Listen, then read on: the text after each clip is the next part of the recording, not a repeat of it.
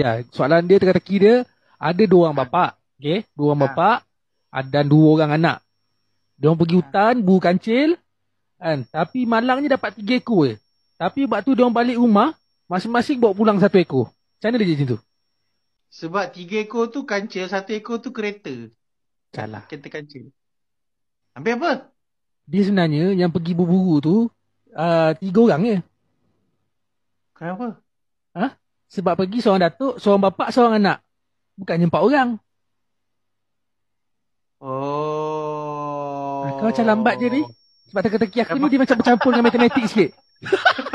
Okey, Ha? okay, aku buat ada tiga di situ. Okay. Okey. Ada 3 orang bapa.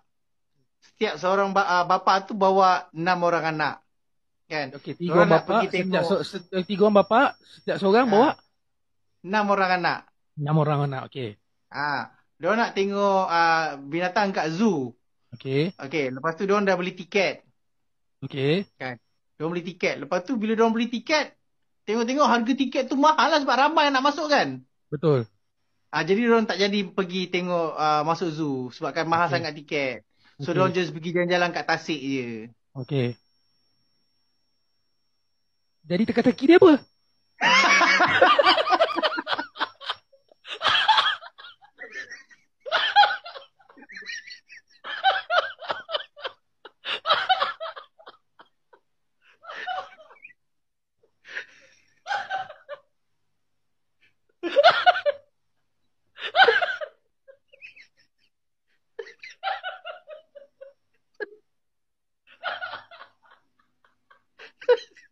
Pergi aku.